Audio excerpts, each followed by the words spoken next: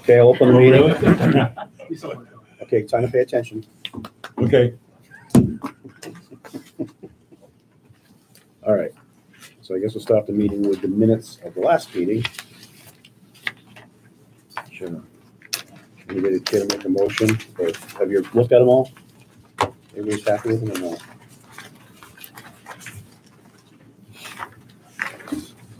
I looked at it, and then I looked at the agenda to see if I was absent because I didn't see any comments that I made.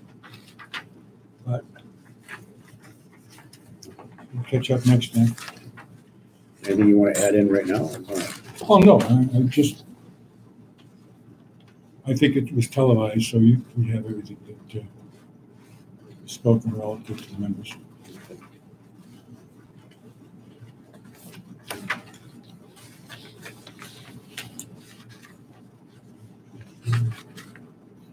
Right here says your motion to adjourn. There you go.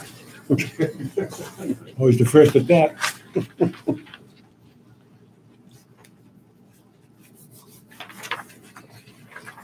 Anybody ready for a motion? Just accept the minutes. So moved. Do you have a second? Is there any other discussion on the minutes? All those in favor? Aye. Okay. So apparently, okay, we move on to the marketing plan.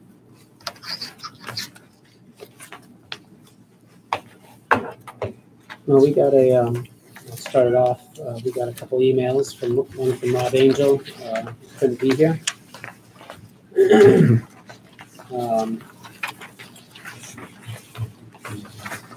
is on the packet. And another one from, is it Rennie or Rini? I'm sorry. Rini, him? Rini. I call it Rini, hopefully it's right. Green. And then just handed out to add to your package was 2 pages from Lee Rowley. And so each of these talk about the 5 questions and 5 community groups. And start talking about them now, and I'll pick the notes and consolidate them and distribute them. But we just start with Rob Angels. It's the first one in the package.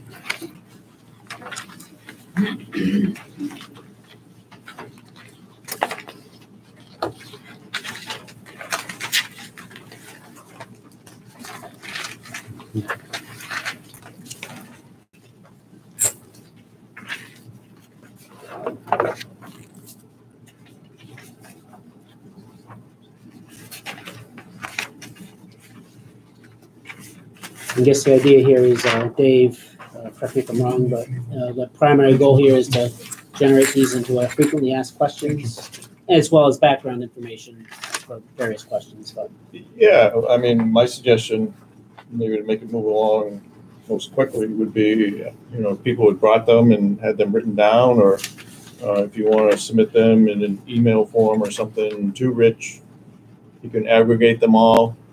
We can look at them. We'd be happy to help try to then consolidate them, if we have duplicate questions, or if we can combine 2 into 1 to answer the same issue. And then we can aggregate all the suggestions on where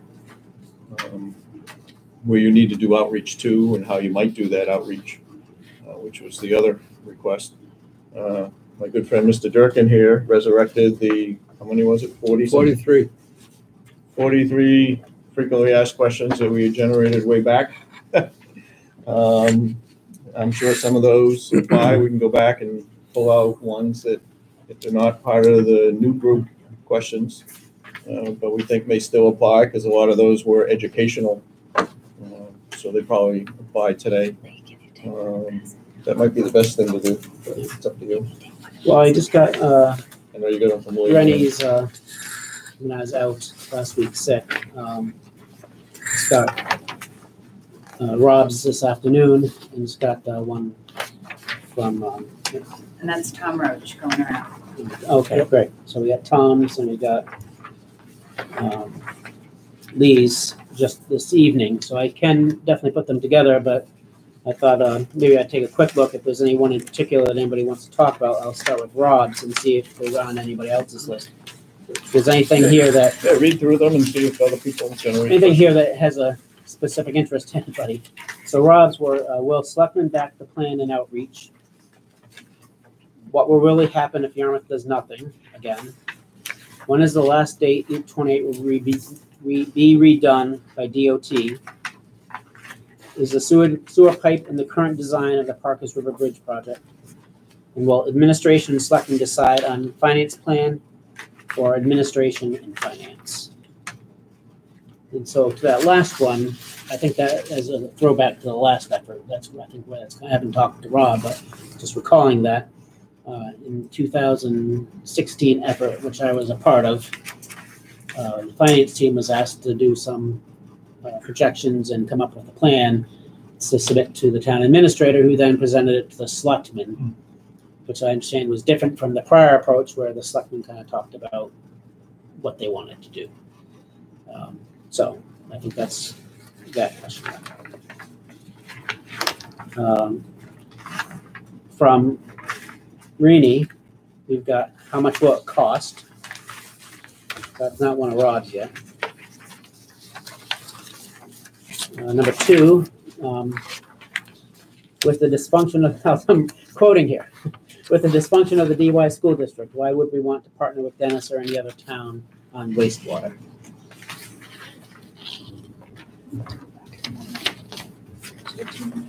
Oh, how much will it cost? I guess she has 6.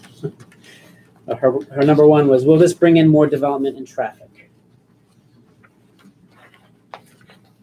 I'm not getting the benefit of sewer. Why should I help pay for it? I'm a part-time resident. Do I have to pay the same as a year-round resident? Why?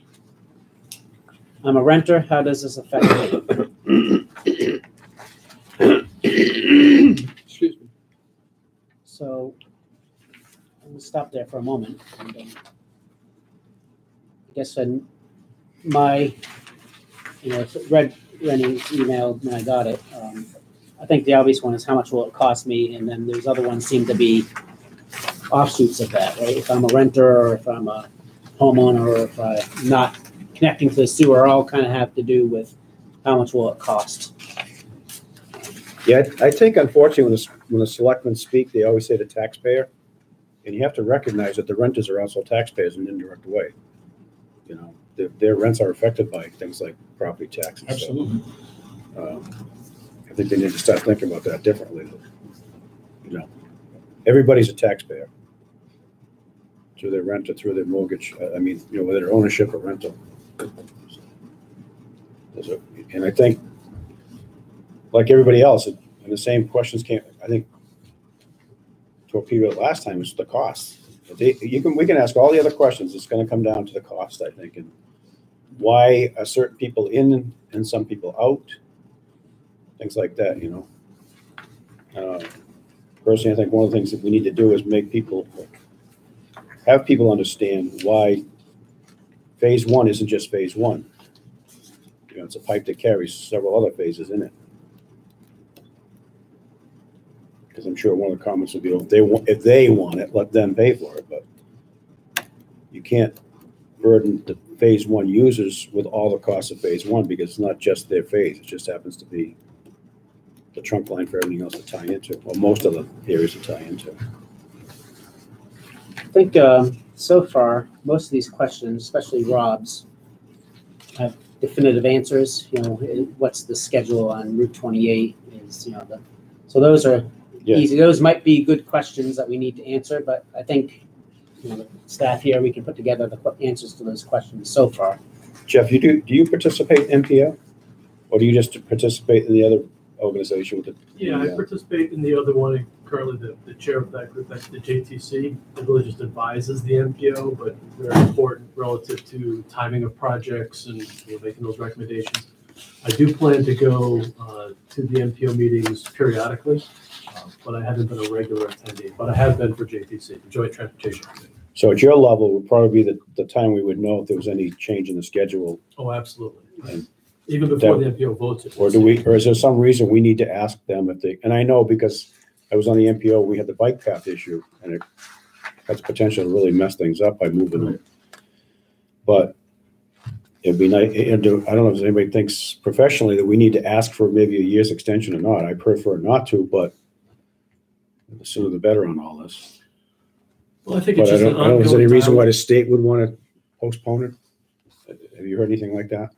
No, in fact, the longest stretch of Route 28 to be repaved is kind of at Parkers River Bridge to Barnstable Town Line. And that's in flux. I think they're definitely receptive to adjusting that schedule based upon when we're ready to put pipes in the ground. So there is some flexibility there. There's other projects, there's no flexibility. They're moving forward with, Bass River Bridge or, that type of thing. They're on a definitive schedule to get it done. We just have to make our Timeline sleeves fit or it. whatever pieces that we want in there to meet their schedule. But there's other pieces they're definitely flexible with. And we'll just an ongoing dialogue with the state about that, our timing, their timing.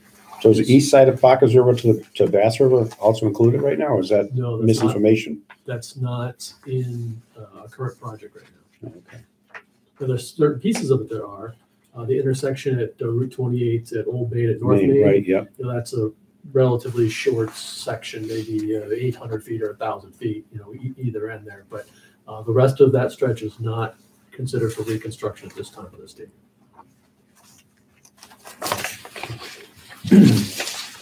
So that would, if necessary, though, that doesn't make any sense. Because we're still gonna have a timeline for the plant with the agreement with the other two towns, unless they have reason they want to postpone. Right, Yeah, we have the towns tentative would do dates that right now to together. deliver product and all that, so. It seems there's so many little pieces that tie together, it would be difficult to move that.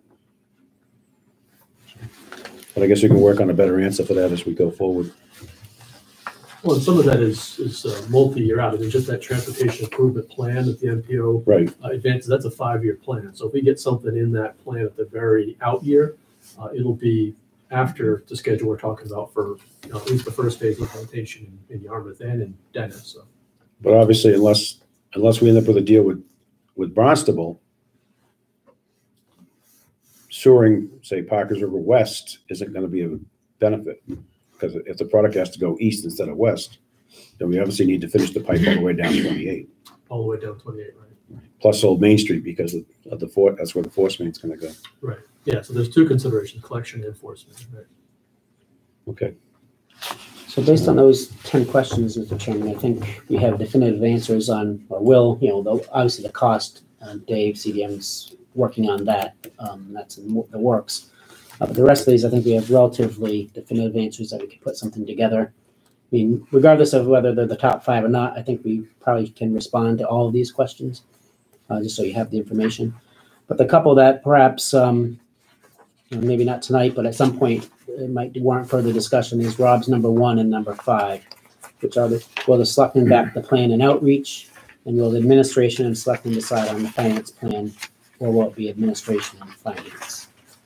And I think you have your charge from the selectmen, so. Okay.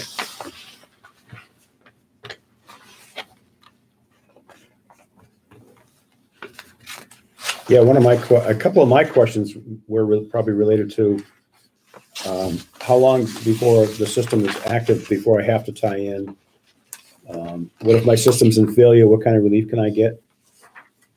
Again, assuming that the pipe is going to be at your doorstep in the near future. And it's why it's unfortunate that we don't have a Board of Health member here, because I think some of that information, maybe either through DEP or the Board of Health, is where it's going to come from, as to how we handle some of those issues. Yeah, that would actually be written into your sewer use regulations, which you'll need to adopt. And most communities, because it's a nitrogen issue, you're having to meet your total max daily load, TMDL, are putting in that you have to tie in within 1 or 2 years, depending on which community you're in, from the sewer being available in front of your home. Off the top of my head, I always think about if I had a system in failure and I could get some grace, maybe part of that's to escrow money towards the tie-in. I don't know if that's a potential solution or not, but just something I think about that a lot of people are going to wonder, because if you get to that point where it's time to replace your system, but the sewer pipe's going to be in your house very soon, kind of a waste of money. And people can't afford to have a septic system and a tie-in to the sewer.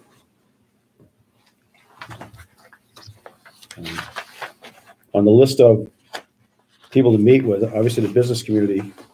I know it mentioned chamber of business, but I think the chamber's key. I think the restaurant association may be. I'm not sure how many people, like the restaurant people, members of both. Maybe we can combine them. And obviously, we still have to do outreach to business communities, people that don't belong to either, because they're out there too. And I thought the neighborhood associations will be very important to meet with on that side of things. This is South Yarmouth, Bass River, Hyannis Park. Hyannis Park. I think there's one over on 682, isn't there? By Center Street. Wasn't there a group? Yeah, I don't think that's well. I don't think that's as. Not in our service area. It's not, but they have to pay for it at some point. I think. Yeah, right. Yeah. But I don't think it's as organized as the other organizations. Okay. Anybody else have anything to add to that? Or just want to do it through email through Rich? That's fine too. Can do that. Okay. We have the DHY overview and feedback.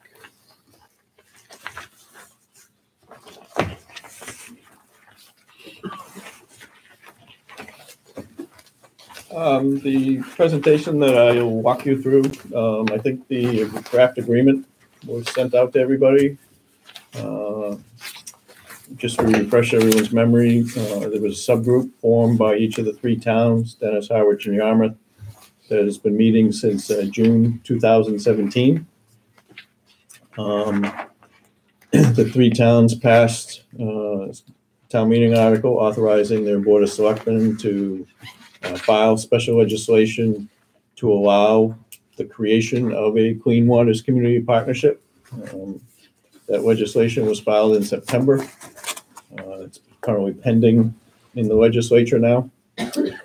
So the focus of the subgroup was to generate a draft agreement, which is really where all the sort of rules, regulations, the details are.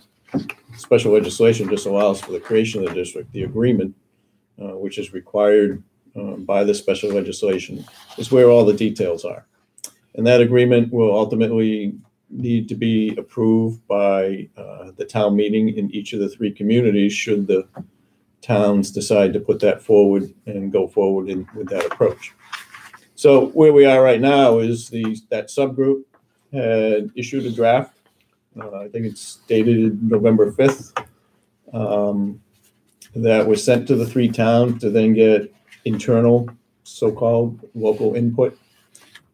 Each town has elected to treat that a little differently.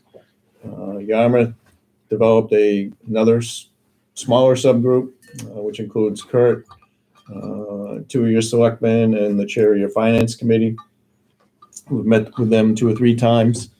Last meeting, they said they were essentially good with the wording. We need to get back to them on a couple questions, but I don't think there were any roadblocks there. Harwich did a little different. They invited 4 of their boards committees to get together, and we presented to them jointly. Had a good discussion with those folks. Got a lot of the similar comments back that we've been discussing here in Yarmouth, but I think in general there was support for moving forward with that agreement. And Dennis, similar to Yarmouth, has formed a smaller subgroup with some selectmen, finance committee members, and town staff, and we're starting those meetings this week. So what I have prepared tonight is an overview of the draft.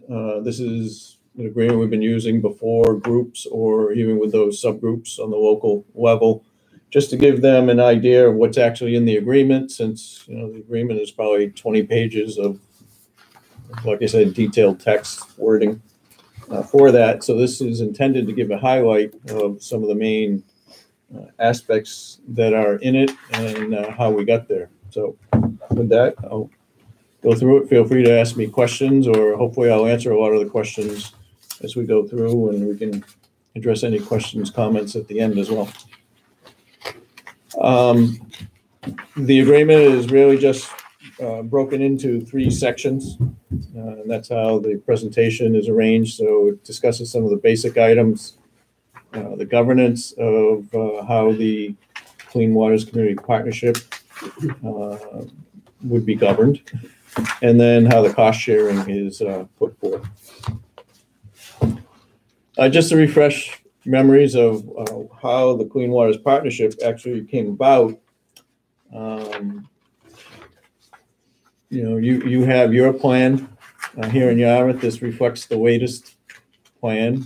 Actually shows the updated phase 1 that you gave us guidance on last week. So we've incorporated that into this presentation. This shows your collection system, which whether you join the DHY Clean Waters Community Partnership or you go it on your own, or you do something with Barnstable, you're going to need to build this infrastructure here on your own anyway, and it will be under your total control. This is being shown as 8 phases, roughly 1 phase every 5 years, so a 40-year program. And it's really been spread out for 40 years for financing reasons. Some people have said, can't we implement this sooner? Certainly you could. It's all a matter of whether you can afford to do that and implement it more quickly. This is sort of the genesis of how this came about. We had this board up in our office here in Yarmouth. And as you know, we do the wastewater planning for Yarmouth, Dennis, and Harwich, and have for many years. And they always challenge us to how can we cut the cost of our overall program, since they're all, in the well over $200 million. So what we approached the town administrators and chairs of the Board of Selectmen at a meeting over 2 years ago now, and said, would you be willing to consider doing a joint facility for treatment instead of building 3 separate treatment plants? What's reflected here is over on the left-hand side, you can see that in red, the Hyannis treatment plant, which exists. Then you were going to build your own treatment solution at the Buck Island Road site. Dennis is proposing to build a facility at their DPW site. Harwich was building a treatment plant near their DPW site for the portion that wasn't going to Chatham. And then you have the Chatham treatment plant, which does exist over on the right-hand side. These are all 3 to 5 miles apart. So if you were off Cape, people would say that looks like a decentralized solution. And on Cape, it's called the Big Pipe solution, which in my mind is a misnomer. But so we proposed, instead of building 3 plants, building 1, and all 3 towns agreed that that was something that needed to be pursued. And they understand even at that time just the basic economy of scale concept, that building 3, but more importantly, operating 1 instead of operating 3 is where the cost savings are, since you all have to do your own internal collection systems, no matter what the plan is. So we put together some concepts. This shows the flows. We're showing a flow range for Yarmouth, depending on how much may or may not go to Barnstable. We're looking at the Lewis Bay watershed area going to Barnstable, or all going to Dennis. That's why the flow range. Dennis increased their flow based on their economic study. They were at 1.7. So, we're in the 5.86 million gallon per day treatment plant range. Again, the concept is just for treatment and effluent recharge of this, and the collection systems would remain in the communities. This is a combined plan of what needs to be done in each of the 3 communities. We often get the question, what about Brewster? Well, really the area for Brewster is sort of up to the northeast portion, and it goes towards Pleasant Bay. Brewster really has a freshwater pond issue that they're dealing with versus a nitrogen issue. So for all intents and purposes right now, they are not part of this plan. They have had discussions with Harwich a little bit and potentially joining over in the East Harwich area, but not part of DHY at this point. There have been some preliminary discussions about how we might hook those three programs together. And one concept would be that Yarmouth would pump east along Route 28 over to a potential common pumping station at Route 134 and 28 in Dennis. And similarly, Harwich might pump west into Route 28, which would connect to that same pumping station. So the DHY partnership may actually start by owning that pumping station, and then the force mains that would convey the wastewater up to the treatment plant at the DPW site, run the treatment plant, and then effluent recharge back to sites located in all three communities. I have a question about, I have just two questions. Was sending the force main up North Main and High Bank ever considered as opposed to 28 and 134? Good question, Kurt. We've been having discussions with staff and looking at ourselves, particularly the northern section of Yarmouth. There's a pumping station shown up near High Bank. That may connect in there and then pump across High Bank Road. Similarly, in Harwich, some of their northern area may come over across Queen Anne Road. But those are all targeted to be in the latter phases right now. Because just quickly looking at it, it seems like it's a little bit longer run to go to that intersection and then go north. Number one. Number two is, why wouldn't that force main be a shared main? Because I would think Dennis is going to need a force main on 28 from Which one? West Dennis, along Route 28 through West Dennis to the 134. Yes, no, that's why So it's a longer route, but you would be sharing costs in that main. So that's why So it's not that's just on us. currently proposed, yes. Okay. Yes, that's not all force main over to that pumping station. You would actually be pumping into a gravity system and sharing in that costs of those piping networks along Route 28 once you got into Dennis. Because it would seem that, again, Dennis is going to need some force main Yes. on 28 also. Yes, yep. So that's why that was our first pass at it, but we have been trying to look at other options because the primary first recharge site would probably be the Bass River Golf Course. And so we would be bringing a force main back over that way anyway. One of the things we're also wrestling with is, probably everyone in this room knows, is there are 3 high pressure gas mains in High Bank Road. And they don't go just on the northbound side. They actually zigzag across High Bank Road.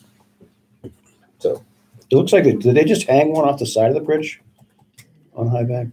It looked like they were working off the side of the bridge recently. It's actually underneath that, but it's very close to the side there. Yeah. It's actually one of the bays. I got a picture of it on my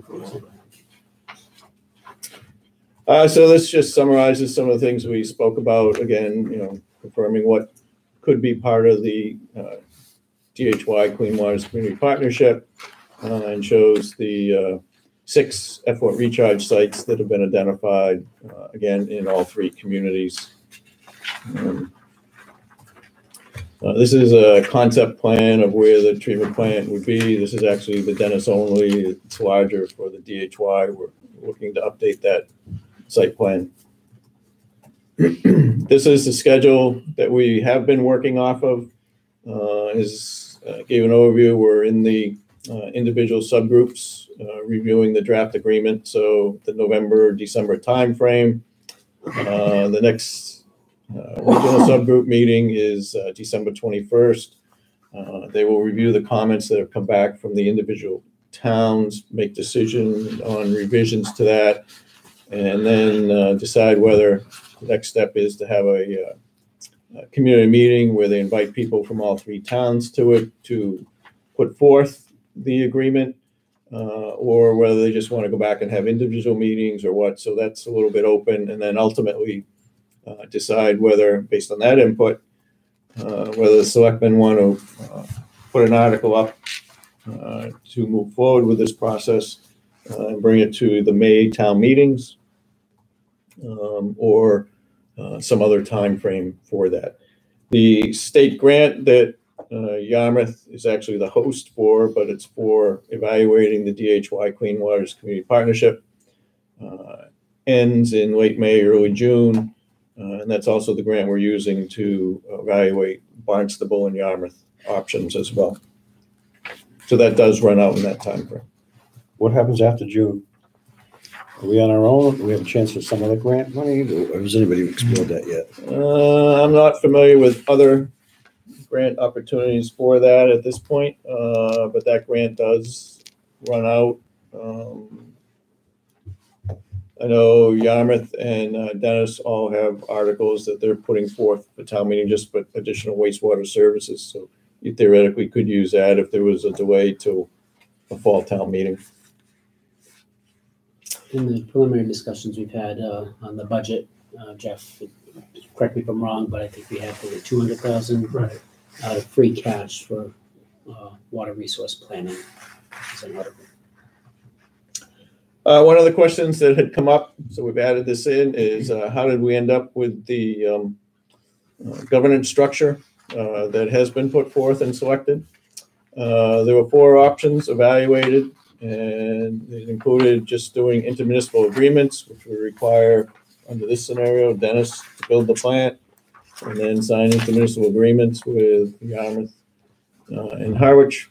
There was a Chapter 40N model done, but that had some very stringent requirements and would require a water and sewer commission to be formed, which doesn't really work with the water structures for the 3 towns. Is different in each of the towns. There's what's known as a joint powers agreement, which is very similar to the Regional Wastewater Partnership Special Act. Really the difference between the two is joint powers could just be authorized by the selectmen, would not require a special act, would not require a town meeting vote. But the special act version allows for, should the partnership be formed, for them to attach any non-payments to the cherry sheet of the community not paying. And that was a very important item of discussion and a very important item informing the MFN Regional Wastewater District, which is one of the models that we're using as a template, particularly when it comes for bond ratings. The bonding companies want to make sure that this entity will get paid. So the ability to attach a payment should one of the communities not pay for whatever reason, to attach it to that cherry sheet became an important item. So that's when that subgroup did select to go with that Regional Wastewater Partnership Special Act form. So let's get into a little bit what's in the agreement. As I have been using this is sort of a big picture item before we actually just jumped into reading text. And that is to, keep your focus on the big picture items. Don't just jump into the weeds. Look at what we're trying to accomplish. Don't get hung up on any one paragraph in there. Let's see what the big picture is.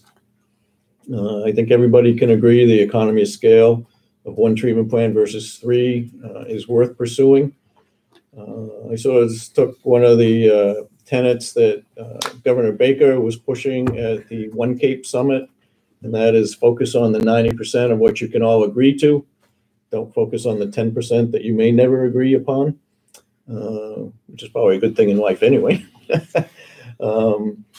And that this is a separate entity under Mass General Law that deals only with wastewater treatment and effluent recharge. So, not going to get into real estate development, not going to do all these other things that some people think it may do. And just as important, I think, is that the 70% of the cost of the program you have to implement remains directly under your control because it's the collection system. So it's your town meeting votes, it's your implementation schedule, it's how you choose to going about implementing it, all remains under your control for that aspect. So for the basic items, just we'll cover this quickly. Because you'll see later that some of the costs are based off of wastewater flow.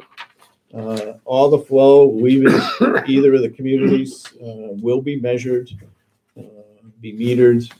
If it makes sense for certain, a couple streets in Dennis to discharge into the Yarmouth system, then we could use water use and use 90% of that because it would be metered through the Yarmouth meter type of thing. But the vast majority would be metered directly prior to going into the Dennis treatment plant. The location of the facilities is generally called out and identified in plans. There'd be more specifics once this was actually agreed to be moving forward. Instead of turning land over to the district, the thought was that it would be more palatable to do 99-year leases for $1 type of thing. And it's truly just really providing treatment plant and effluent recharge services to the community. Again, not expanding outside that wastewater domain. There's been some discussion about, what is the wastewater flow? It's intended to be the average daily flow, which is what's put forth in the agreement. And that average is the total measured flow received in one day at the treatment plant. Peak flow means peaking factors are applied to the average daily flow, and that's based off historic values, measured flows within the communities. We've looked at what the peak flows are for what your water use is, meaning what's the highest amount of water you've pumped into your system in a given day, which typically obviously happens on a dry day in the summertime. That's when all the irrigation sprinklers and everything else are going off, and the highest population is here. So the treatment plant is really designed off of peak flows, even though we're using average day flows for cost purposes, as you'll see in a moment. And a way to dampen the peaks and the valleys in flow measurement is to use what's known as a 12-month rolling average flow. And what that does is it takes the average flow in a given month for the previous 12 months and then averages it over those 12. So it dampens the spike that you may get in the summertime, and it dampens the lower value you might get in the wintertime. The groundwater discharge permit that would be issued by the Mass Department of Environmental Protection for this treatment plant is based off 12-month average daily flow. So when you say a treatment plant is built for 5.8 million gallons per day, that would be considered a 12-month rolling average flow. So that's been helpful in terms of minimizing, getting a bill one quarter that's much higher versus the other. I use the analogy, some people sign up with, for the electric company or gas company to use an average payment throughout the 12 months of the year versus using the increase and decrease of a monthly bill based on what you actually used. So, do you envision this being billed monthly then to the customer? No, the way it's worded is they set up an annual budget, but they send out 3 bills on a quarterly basis. I'm not talking about the town, the partnership versus the town. I'm talking about the town to the user, the end user. Has anybody thought that part out yet? That's something you that guys was- will have to discuss. Yeah, that would normal be practice, strictly I up to the guess. town. Okay. Yeah, we can talk that through right now. It's quarterly water bills. We just added to the, a similar utility bill that's both water and sewer, be quarterly, monthly, that can be to be determined. Because I think even at the user level, maybe balancing out those payments on a quarterly basis would be a good idea too. Absolutely. Make it a little easy for people to budget it. Yep. Okay. So we'll get into the governance, and this is essentially how the partnership would be run, operated. It would be overseen by a 7-member commission. 3 commission members would come from Yarmouth, 2 from Dennis, and 2 from Harwich. The Board of Selectmen or the designated authority acting as the sewer commissioners would appoint the commissioners in both Yarmouth and Harwich. It's proposed right now, and the Board of Selectmen and the Finance Committee would each appoint one of the commissioners in Dennis. The commissioners would hire an executive director to oversee the day-to-day operations. That position probably isn't full-time for this size facility. It could be an added duty to someone existing within the 3 towns, or it could be someone hired separately just to serve in that position. That would be strictly up to the 7 commissioners. Did we talk about that at some point, the composition of the commission? Sure. Just having listened to the dialogue between the towns over the schools, there's an issue there, intergovernment relations, et cetera, between Dennis and Yarmouth. And there may be a learning for us that we can take out of that. When I look at this, you have a majority of the commission, not Yarmouth. And I just thinking ahead to who knows what the scenarios might be in the future. But if, let's say, hypothetically, 51% or more of the utilization of the system was generated in Yarmouth, it then becomes kind of a majority Yarmouth problem. So what I'm thinking is, if there could be, initially this might be just perfect, and it might be just perfect for the whole life of the project, 20, 30, 40 years. But if there was a situation where, we'll use Yarmouth by way of a talking point, that's all this is. But Yarmouth was generating 55%, where, say, at a 3-year interval, there could be a review of the composition of the commission, and maybe at that point, Yarmouth would get 4 commissioners, and then the other 2 towns would have to figure out how to get to 3, where we were generating the majority of the discharge. I realize it may be making it overly complicated, but sometimes the devil's in the details. At the end of the day, the people who are going to vote for this have to be very comfortable with it. So, no question. You raise a good point. But originally, the commission was actually proposed to be 2-2-1, 2 Yarmouth, 2 Dennis, 1 Harwich. And Harwich said, why am I even showing up at the meeting? I'm only 1 vote. And yet they play a very important role. So you need to have an odd number of commissioners. So we went up to the 7 level, and it became more flow proportional.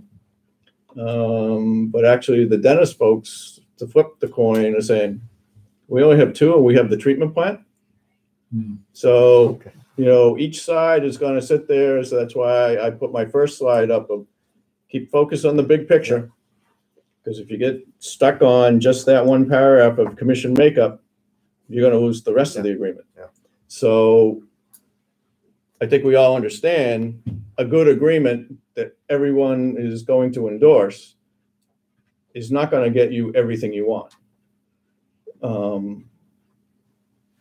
I'm here to explain how we got to where we are today and what the reasoning is, which I think has been sound reasoning put forth. Does it mean it's a perfect agreement? No. Does it mean it still needs some tweaks? Probably. That's why we're out here getting this input. So you certainly raise a good question, but I think they've tried to address that to some degree. If I could add, Dave, there was a couple of points, because I've been at some of these meetings and in various drafts of these, there's discussion of payments to Dennis for hosting.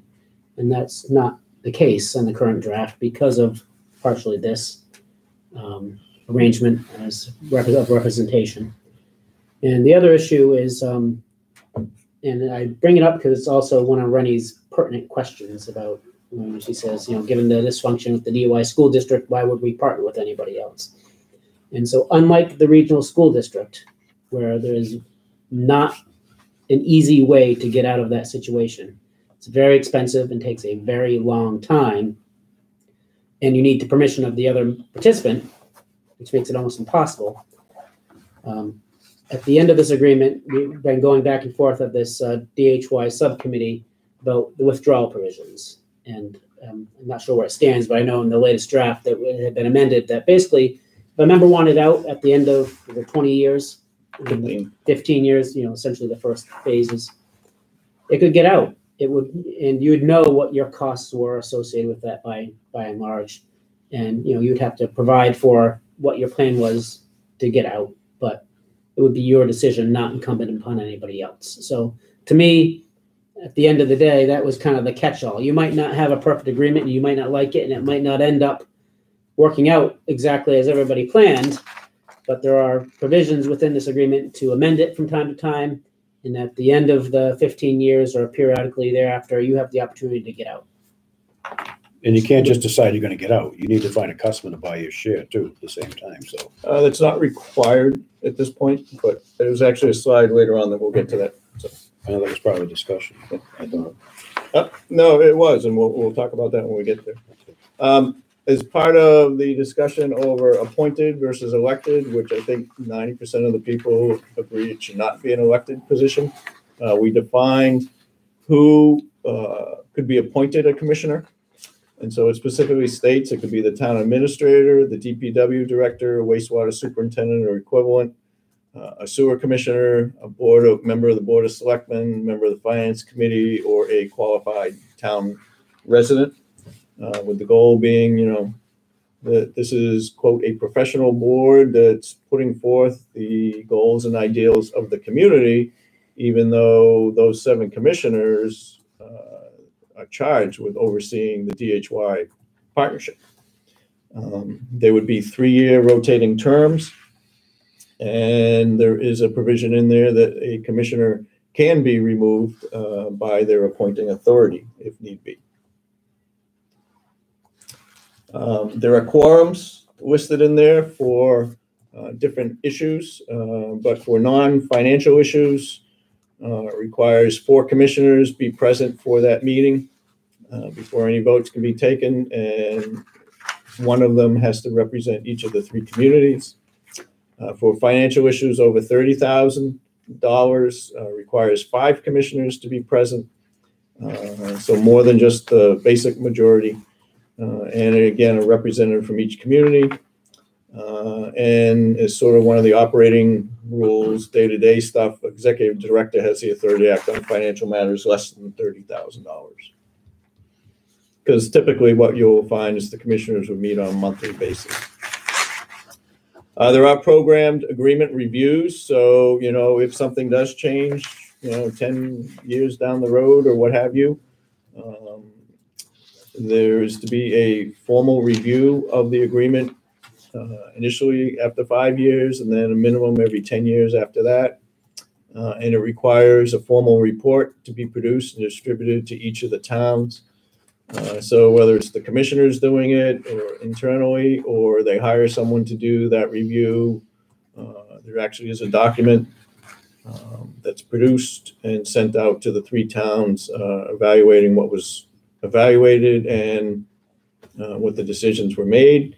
If there are recommendations for change put forth, it will require a 2/3 vote of the commissioners, followed ultimately by town meeting votes in each of the 3 towns before it could become effective. Commissioners do have the ability to just make normal operating day-to-day rules and regulations. This is what Rich was alluding to in terms of withdrawal from the partnership. As he indicated, and this has been beefed up in this last version, that a member town could withdraw if they so chose. They can't do it for the first 15 years. I want to make sure the partnership was up and running. People actually saw how it was running, how it was working. But after, say, year 16, one of the communities decided that they wanted to go in a different direction. The process would be that they would have a town meeting vote in their community to withdraw. If that passed, they would notify the commissioner or the commission, and then they and the commission would work jointly to develop a transition plan and schedule to coordinate that withdrawal. And then that transition plan, once it's been agreed to and formalized, would need to be brought back for approval at the local town meeting in the withdrawing community. The withdrawing community would still need to recognize, though, that they would need to continue paying any debt that they're obligated to pay that they've incurred during the time that they have been a member, as well as a declining over 3-year period schedule for operating costs. So say they withdraw in year 18, they can't just suddenly pass all the operating costs that they used to pay for to the other communities in year 19. They would drop 1/3 over the next 3 years. There is also a dispute resolution process in there. The executive director is charged with enforcing the agreement.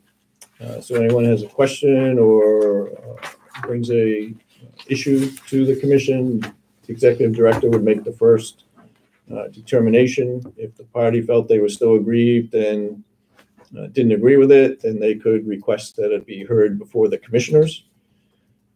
Should they feel that that wasn't fair either, then there's a formal dispute resolution process to resolve that issue, which ultimately can lead to mediation. And should they not like the result of even the mediation, they can still go to court as long as they have done all the other steps prior to that. Now into the cost sharing. We've tried to keep this as simple as possible because, as we all know, it can get complex. Everybody has their own formula in their head. So we've divided the cost into just capital cost and operating cost. Capital costs are apportioned based on the percentage of the average daily flow capacity owned in the treatment plant. So if you look in the agreement and based on the flows that are proposed that we showed in that concept plan, right now Dennis would own 33%, Harwich 15%, and Yarmouth 52%.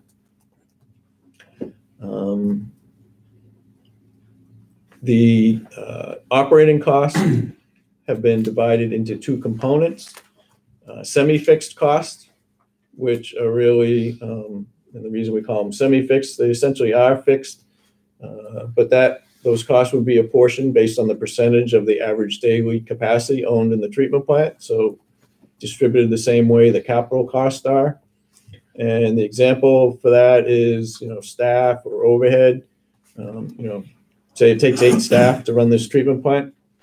Well, if the flow is, 3 MGD in the summer, but only 1 MGD in the winter, you still have the same 8 staff there. They may be doing different tasks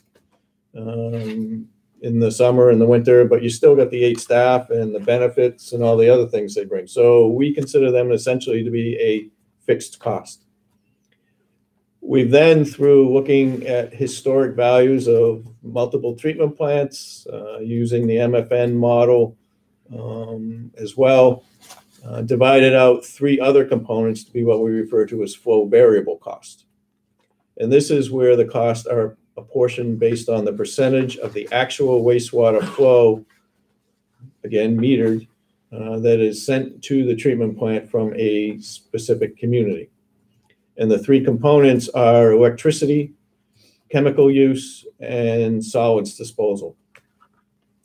So the example would be if, the 3 towns went forward, they built a treatment plant, Dennis and Yarmouth are sending flow because that's part of their first phase, but Harwich is still building sewers out in East Harwich, so they haven't sent any flow yet. They wouldn't pay any of that flow variable cost. But you would pay based on the amount of flow that each community was sending.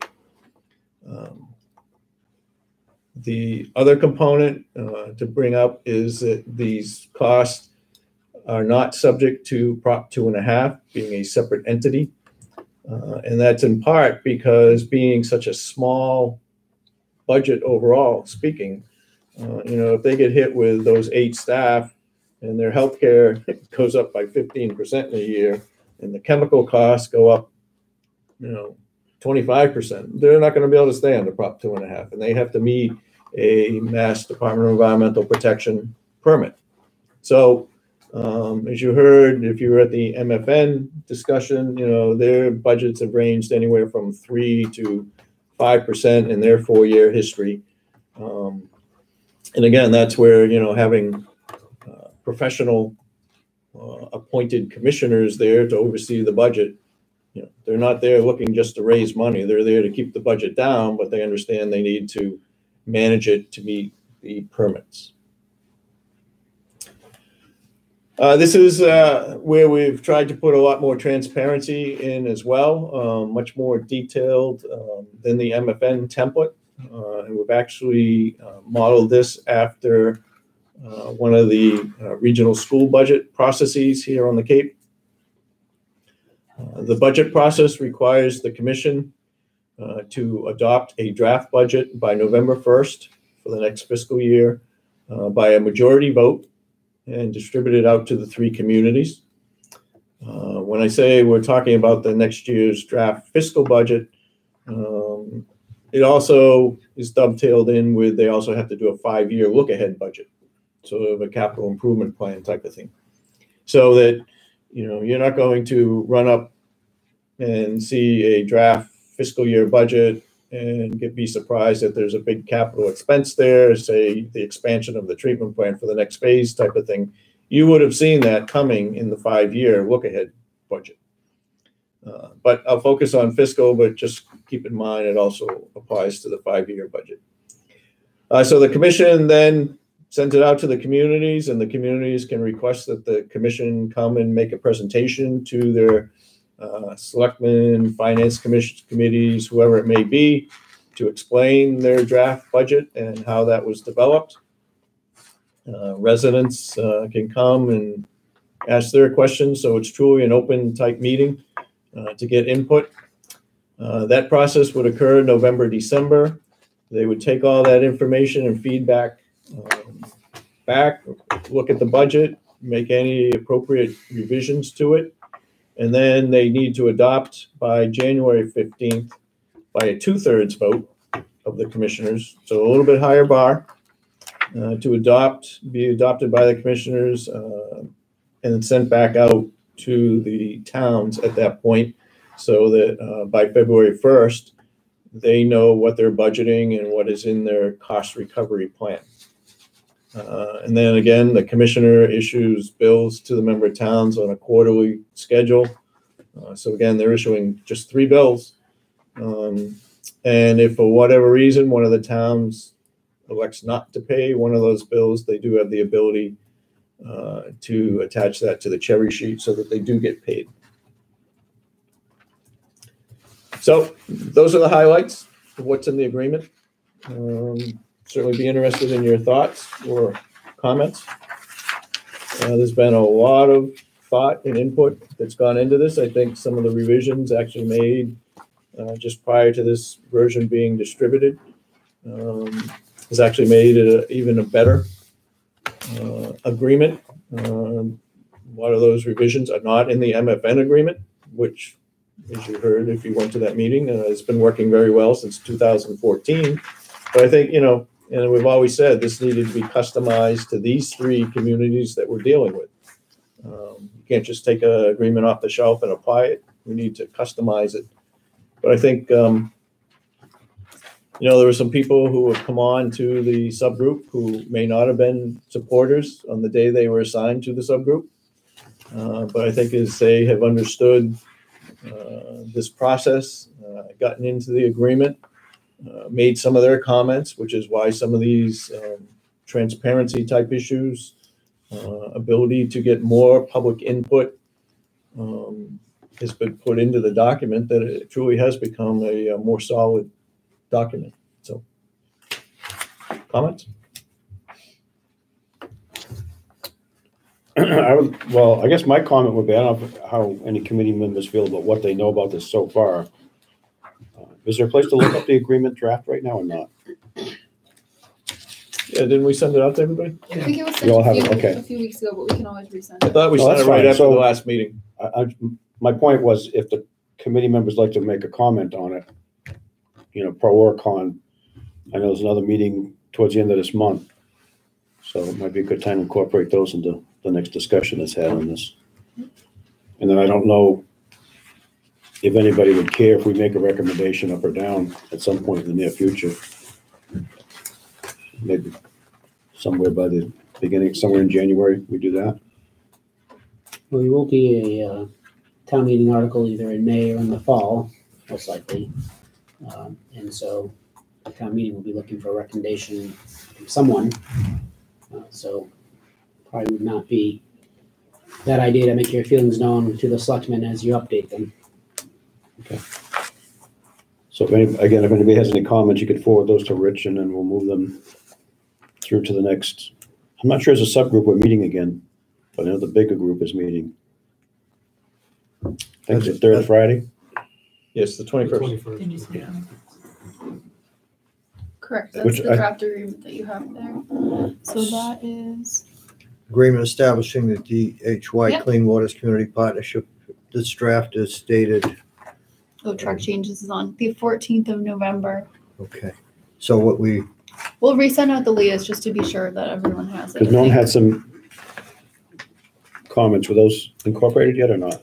We have not made the changes to the agreement because we will need to present it to To the other the two towns? subgroup Okay. to get their take, but I'm sure the two things that he did is he brought up there were inconsistencies and it got dropped out of the MFN will be incorporated. So And some language I need to get clarifications as the well. wording back to him just for his thoughts. Well, he's gonna be away for 3 weeks, so. I'm not sure. Do you remember when Norm said he was leaving? I think he left. Is he gone already? I saw his car at his house today, that's why I was wondering. So, okay, so he may not be available to participate. I think he and Mike Stone and Ken both said that they were Okay, with it. essentially okay with the agreement right now. All right, so I guess we're at the build-out update. Do we have anything yet? So, Karen and I met with, Kara this afternoon. And the approach we want to take is, CDM, Kara and CDM have provided us a spreadsheet of some information to update. But it was, from data from our prior planning efforts, so it's, 13 years old, some of this data.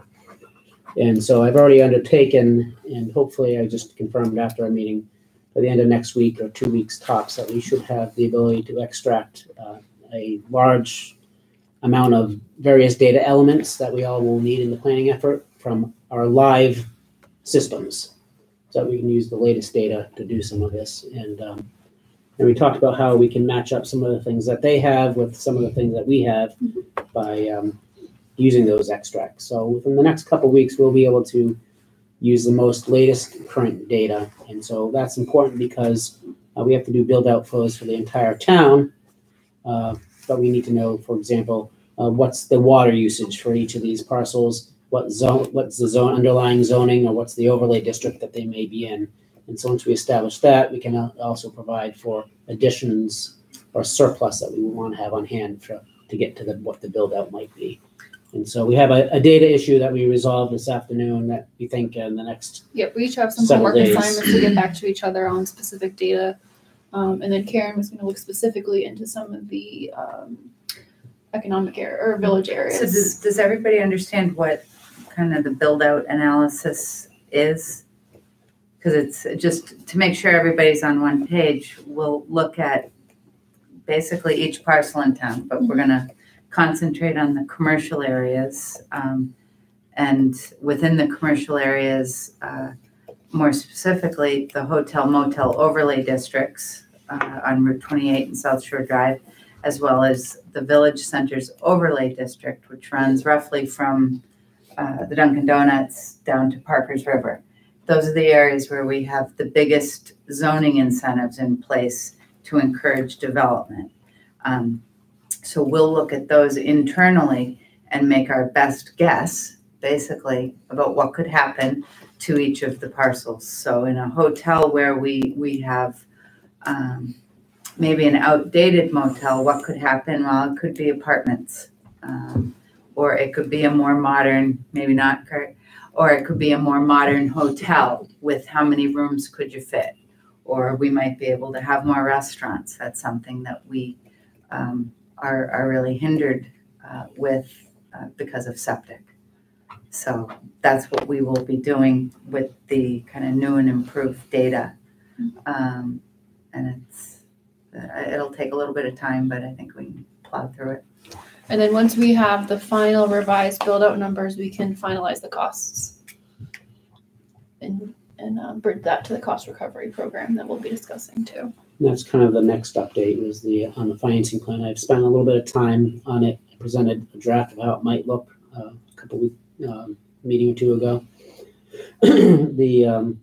Not too much more I can do until I have more data on obviously the final costs, but also the flows, water flows, and how that might translate to septic flows. That comes back to this data issue. We want the latest data by parcel to be able to calculate that, because that would go towards, as you might recall, one of the elements of financing was potentially to use betterments. And so I'll spend a little bit of time on that tonight to tell you about that. But water flows might affect betterments, or could be a factor in betterments.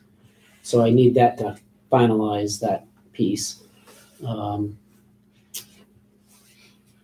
And also water and wastewater flows will be a key component of determining operating costs. And if we were to recover a capital portion as a capital surcharge on top of an operating cost, obviously I'd need to know that to determine if we did, say, a 25% surcharge for capital. I need to know that if you had a $500 bill for operating, that I'd get an extra $125 in capital costs. So a lot of it depends on this data being fleshed out. So hopefully that will be sorted out in the next couple weeks prior to the holiday. We also need the flow for the SRF, correct? Does that help that? The build out, yeah. So the land use controls need to be in place prior to achieving that 0% loan. So we actually had a discussion about that as part of that build out, what's trying to conceptually what that meant and why and what it was meant for. And we have a better sense of that now too after that meeting. Yeah, because I don't want us to hamstring ourselves on not providing enough flow to the SRF part of it and then getting a jam later on where we'd like to do something, but we can't. Right, which will be great that the staff will go through every single parcel and make sure that what could potentially be there is allocated. Yeah, because the potential as you drive down 28 seems to be tremendous versus what's there. If you look at, Especially like Great Island, there's one operating business in that whole 2 acres. That certainly could change by great magnitude if the owners were to do something there. Well, we looked at one today, one property that has been developed since 2004 which the data we had. And I think the data that we had showed it as 5,000 gallons. Just shy, so it was the Cavalier site. It's just shy of 5,000. Back of the envelope math is more than 15. So For the new it can go development. up quite a bit. Imagine at some point we'll hit maximum traffic load, which will Exactly. start to reduce the amount of people that want to come here, because it's pretty miserable as it is on 28 sometimes. Well, some of That's a the good planning point. in the past had minimum number of curb cuts and other ways to communicate between properties off 28, which hopefully somewhere in the future that'll happen. That will help the 28 problem a little bit. It has been thought of. Yeah, connecting properties. You started to say something, Tom? yeah, when we were looking at the VCOD, the planning board, we realized that there were a lot of smaller lots, but the zoning opportunities that we created gave abutters with smaller lots the ability to join in partnership or sell off their property for a larger entity. So getting back to the flow, I think that's something that we want to be cautious of in regards to having the ability to do that. Perhaps a branded hotel, 5-star hotel, and other types of retail that might possibly get us beyond the seasonal situation relative to jobs and what have you, a seasonal economy. But I think those issues, and I asked Dave, I think a couple of meetings ago, if we could actually determine what our build-out potential is now, use that gallonage, that flow, and then try and create a bonus, a plus on top of that. And I think that would be helpful so developers and business people would know that they would be an option for them at some point. And that's what we're going through, that process, Karen and I, to get to that build out flow and get to a point where we can create those land use regulations. Yeah, the thing to keep in mind is the 2004 data is what was used to calculate how much nitrogen you needed to remove. Yeah. So, if you were 5,000 gallons in and now a lot's 15, well, you needed to remove the 10,000 that was there, Right. because back in 2004, you needed to remove a portion of the 5. So it's great to update the numbers, and you need it for cost recovery, but we can't forget the 2004 numbers too, because that's what the basis for all the nitrogen removal is. Anything above that, obviously, you have to remove, because you're looking at percent removals anyway for nitrogen. You know, But to answer your question, and I think the answer I gave you is yes, you can do that, and then add a flow allowance on top, which is what we had done back in 2011 for, I think, the 3 or 4 village centers. Yeah. We added 50 or 100,000, whatever the number was, to be allotted there without putting it on a specific parcel. Right. And that's what Dennis just went through too. They added, I think, 250,000 gallons. and I think people need to remember the other side of this too, is that as we're encouraging development in certain places, we're not encouraging it in other places. True. And maybe there's some credit out there for some of the things we've undeveloped over the years too, which maybe should be kept in mind. I don't know if that's the case or not, but One of the programs is, if it was envisioned to be developed back in when they did the nitrogen removal in 2004, and you've bought that space now, so it's not going to be developed, that's like a nitrogen credit. So we have one. I'll take it. well, And I one think you that's, developed that list actually when you filed your Water Management Act permit last year. I remember going through and looking at the list of parcels that the town had acquired over the Since- last 5 years or something. Right. There's more than one. I'm just thinking of one that's Oh, yeah, in play, those, that's a hotel. that's not done yet. So, that- right, it's yeah. not. So, Well, we had those little pocket parks along 28 that we've acquired since 2004. I'm not sure what they were back then, but nightclubs. Okay. Yeah, one was nightclub, one was multifamily. 1750. actually. Okay, multifamily. committee member and staff updates? Do we have anything else on that?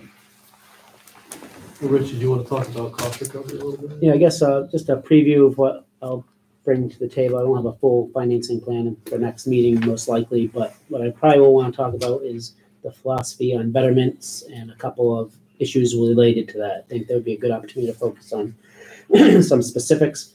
What I'm contemplating right now, and this goes back to the 2016 work, is we've got a pretty well-identified phase 1 along 28, very homogeneous population. There's some residential mixed in, but by and large, it's B2 business zoned commercial properties. So that is a prime candidate for betterments. However, they run the gamut from very small to very large. So you wouldn't want a very small retailer that's basically operating in a cottage to pay the same amount, or like most likely as a large hotel. Right, or a restaurant. Or a larger restaurant. So how do you design that? And so the approach that I'm contemplating and will be presenting to you is perhaps a betterment program where there's a flat base amount of betterment. And I'm not sure what that amount is. We can run different options and determine that later. But the input here is, do you agree to the idea of a flat baseline betterment? And so maybe that amount is 10,000, maybe it's 20,000, maybe it's 30,000. The small retailer is going to pay that flat amount just as much as well as the large hotel. And for that buy-in, so to speak, you get to connect to the sewer system with what you are. If you're a small retailer, you get a connection for being a small retailer. If you're a large hotel, you get a connection for the large hotel. And there's a concept of economic units. And so in this case, an economic unit, the other big variable between the small retailer and the large hotel might be water flows, obviously. So what's an economic unit? An economic unit, and I confirmed it today, was 70,000 gallons per year, annual use, was an average residential use. Residential, yeah. And so if we applied that to our program, for example, and we could apply anything, but I'm just using that as an example. Perhaps that flat buy-in amount, that $20,000, gets you your connection and that first unit, 70,000 of use. If you're over that, you're a big hotel and you've got $500,000. 7 times so 350,000 gallons of use.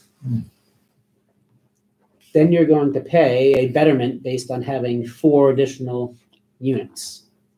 And so we have to figure out what's perhaps a sliding scale on that. You might be, we'll probably start higher and get lower, or it could start lower and get higher. We can figure out that schedule. And so that would ensure that everybody pays something, but it also would ensure that those that use a lot are paying more than those that use a little. And then the final thing, which I was talking with Jeff about today as well, is, well, what if you're that small retail shop and now that you've got connection to a sewer and maybe you joined one of those adjoining small parcels and you can become a big hotel. And now you're going from 50,000 to 350 or 500,000. Then what? Well, then that's not a betterment because we've already done that. Right. But that's where the connection fee would come in. And now to upgrade from that small use to a large use, we'd charge you for a connection fee so that you're on an equal playing field with the person that had to pay that money up front. Yeah. So if a large hotel had to pay a significant amount of money back in 2020, and then in 2025, this small shop wants to become a big hotel, well, they're going to have to pay just as that other hotel did. And so it's kind of the concept that I'm working with. Yes. I talked this with some of my neighbors, and I keep getting different concerns, one of which is irrigation. And one of the towns in the Tri-Town agreement had a separate meter arrangement, as I recall, for irrigation water. And I think before we come off the blocks in terms of a recommendation, for the whole package, that's an issue that I think is important to a fair number of people. If we're going to have charges strictly predicated on water flow, and for conversation, 90% of the water at a given address is for irrigation. If we were to, force it all, then what we'll probably be doing is forcing wells. And do we want to end up in a position where we're, in a backhanded way, advocating people to drill wells? So I don't have an answer. I'm just saying that it's out there, and we need to talk it through. Well, that could be done anyways, but if people have separate meter, they're gonna pay a separate charge for that meter. And there's a possibility there could still be overages on the irrigation because for some people it is a lot of water usage. Right, but so the cost may not balance out for them, but at a different rate is what I think. Was it Norton that did that? I forget which Yeah. one. Multiple communities use that, Communities are all over the place on how they handle irrigation water. Some of them don't allow separate meters. Yeah. Some of them do. Some of them just take 90% of the water use to reflect that 10% is going for other purposes, whether you're washing your car or Yeah. watering your lawn, and they apply that year round. So it averages out versus just in the summertime. Oftentimes, equivalent dwelling units are based off the meter size. Most homes are 5/8 inch meters. You get into a larger water use, like a hotel is using that bigger amount. They've got the 2 or 3 or 4 inch meter. So, and there's standard guides as to how much water can go through a certain size meter. I'm drawing this back to votes. Oh yeah. It's at the end of the day, Oh, yeah. people have to say, I'm comfortable with this, I'll vote for it. It's hard to get people to vote to raise their Harwich taxes. is proposing, because they're going through that right now, they're proposing to allow a separate meter, but they're charging that owner for that meter, and it may be a different rate than for irrigation water.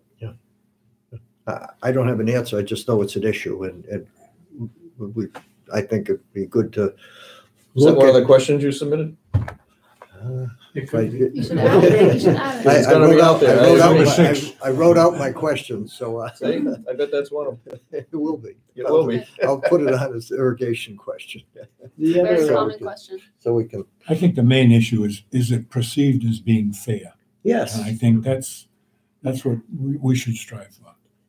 well, and the other And big that's- issue that I always came back to last time, and we ended up dropping betterment, so it wasn't an issue. But if we're going to pursue it this time, that will become an issue is that some of these numbers get to be big numbers. Mm. And so if we're using, everybody's gonna pay 30,000, let's say, that, 30,000 over 30 years at a very low interest rate on your tax bill is not that onerous. But if you start adding equivalent units of water usage, we could get to a case where perhaps, I'm just talking out loud, but maybe we're getting a betterment for one of these, our larger water users of upwards of $300,000. Now, is that, sticker shock? And what's that gonna do to the program? Well, you gotta remember Or can we cap it? that $300,000 betterment user is probably looking at a $200,000 to $500,000 septic system or some kind of treatment. More than that. So, Yeah.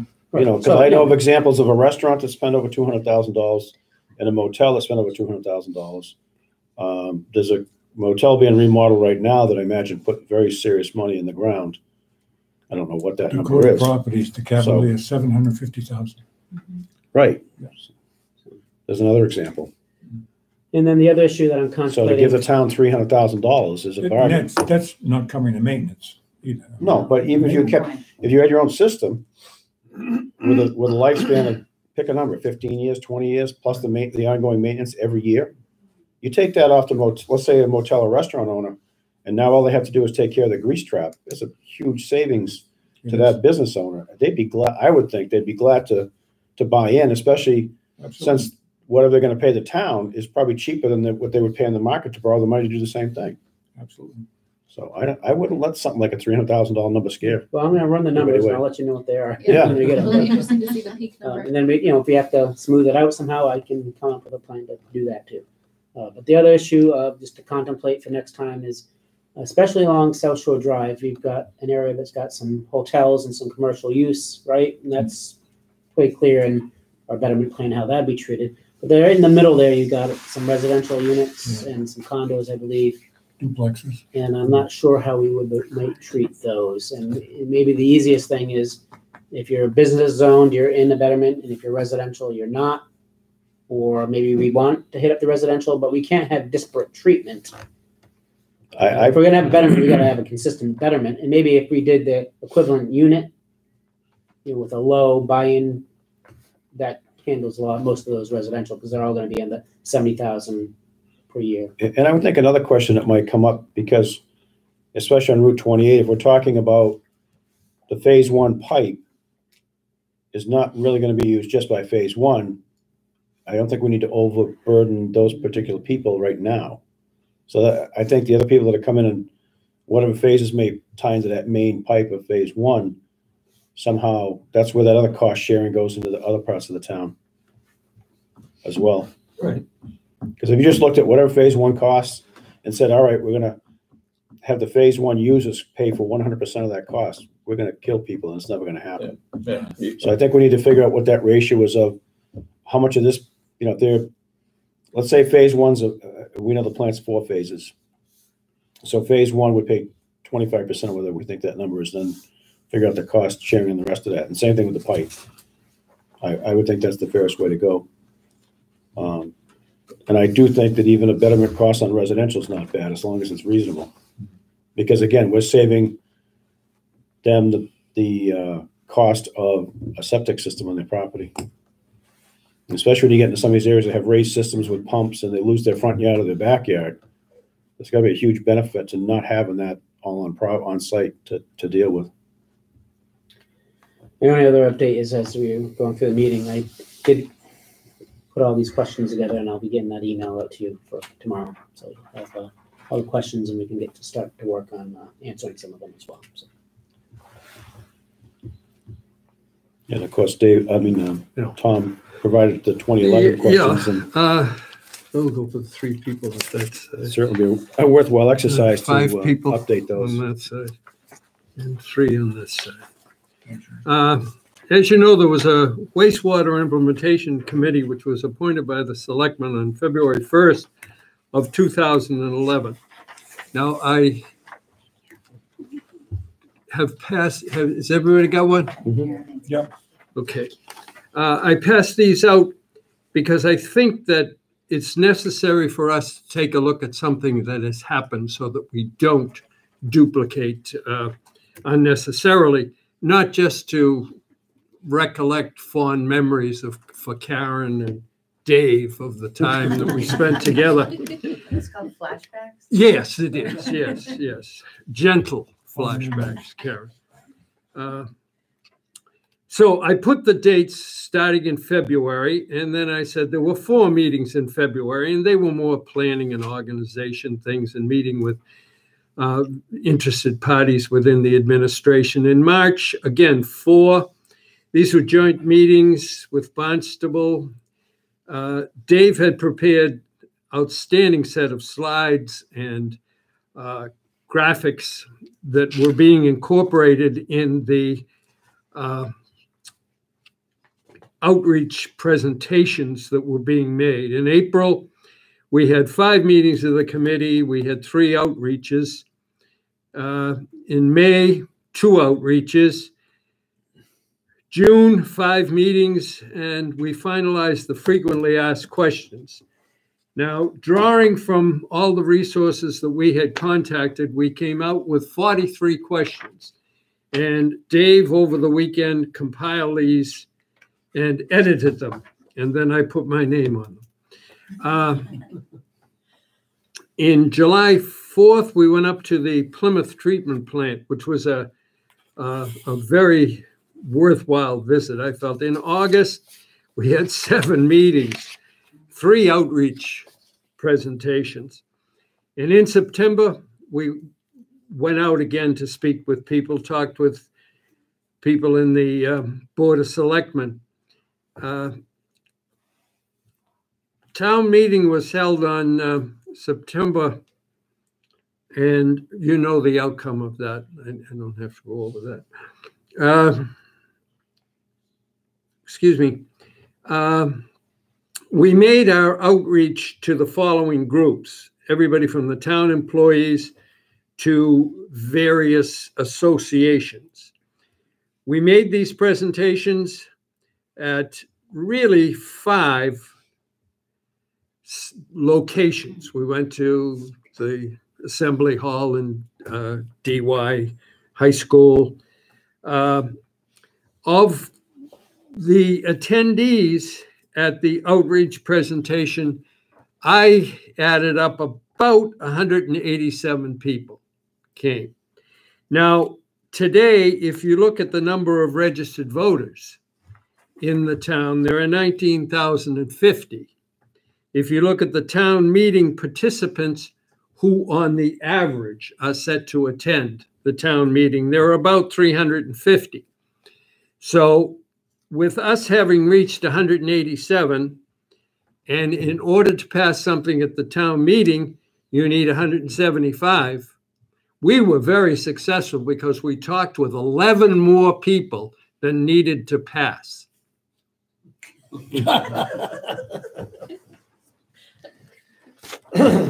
So I think that the task that we have is not only one of consensus planning, but it's also one of outreach. It's absolutely necessary for us. And I came across, I don't know if you've seen this, it's a striking brochure of 26 pages. Of course, I put this on here. See, it's really from housing. Taking credit for that one too. Yeah, trying. You keep me honest, don't you, Dave? Mark Forrest is the chairman of the board of directors of the Housing Assistance Corporation. And he was obviously involved in this. And another outreach effort that I happened to notice was in the Barnstable Patriot. The Barnstable Clean Water Coalition had a full-page ad. Now, I don't know what this cost, but it's certainly a commitment by them. But then you've all seen this one, haven't you? Mm-hmm. I'll pass that around. Thank you. Thanks. Do you have a copy of these 40? Am I stealing yours? Yes, I am. No, I can give you mine if you want. Okay. If you want to keep it. No, I got one here. You gave me one, I think. So that Patriot ad Oh, no, I was, have it. Yeah, can you give me yours? 'Cause you, so the Patriot ad was actually a separate organization though, right? Do we know who they are and what? I don't know anything about them. I see there's a website there, so I'm gonna look that Yeah. up, but They're Well, a take it with. nonprofit. I wrote it down, I'm fine, Oh, you can keep that. Yeah, they're a nonprofit water-focused organization. They're pretty influential in the sense that one of the committees that I sit on is the Cape Cod Water Pollution Yeah.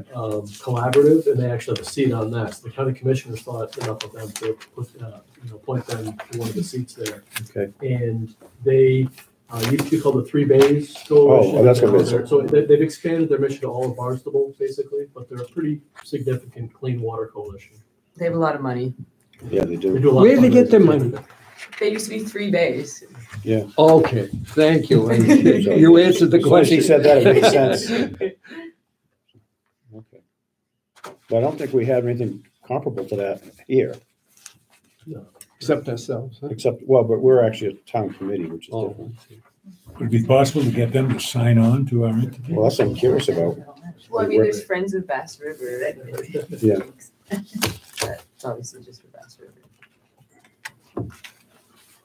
That's probably somebody to talk to also on the list, the Friends of Bass River. Yeah, an update that I would have, I did talk to the Friends of Bass River executive director within the last month. And they're interested in becoming involved in water issues. And one of the things that they've decided that they'd like to be involved in is a number of years ago, the town of Yarmouth took on a opportunity for outreach with stormwater, labeling storm drains. And they've decided that they'd like to take that on and copy some of the things that we had done, but they want to do it at the appropriate locations. So I sent them information on where that would be appropriate in town, where there are outfalls into water bodies. And although they are very focused on Bass River, they were open to do that for all 3 embayments, both Lewis Bay as well as Parker's River. And so that was a very good group. They want to be active, they're growing. And I have reached out to them. I'm sure they would be happy to come and speak with this group too. Yeah, I think they're really looking to make some progress. And Absolutely. I think that kind of hitting a stone wall against a lot of the things that they tried. So I think it'd be great to team up with. Okay. I have one more document I can share with the group for some homework reading. This was the cost recovery descriptions from the CWMP plan in Yarmouth. So it'll lead into Rich's discussion next week regarding that. Yeah, So it's I'll just pass basic these. definitions, which, Yeah. when Rich is talking betterment, what does that mean? And user charges, what does that mean? So we just thought it would be helpful if you get a copy of what had already been published.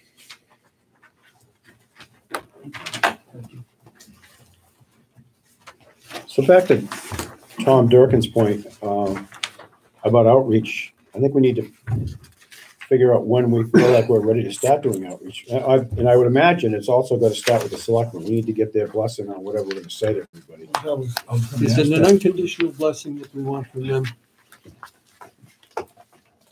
I would hope. I don't know if we'll get it, but it would be really nice. Did you?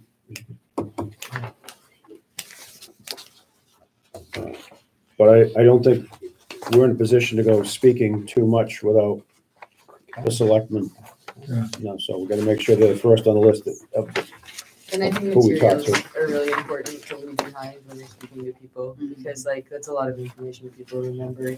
Well, going back to Tom's motion from the last meeting also is that, though I think we gotta be careful about bringing in an outside PR firm, I do agree that professionally done materials is a good idea. So I think we need to find that balance of who can help us. Oh, Stephanie Cox, we know her. No, Yeah, she used to work for, she knows the town, she knows people. she used to work for Cleon, right?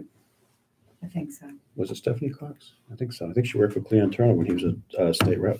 She might be somebody that not hire as a PR person, but Right. to, on a, I Give don't some know, per diem guidance. basis, Mhm. come and work for a day. It'd be interesting to know what that cost. Yeah,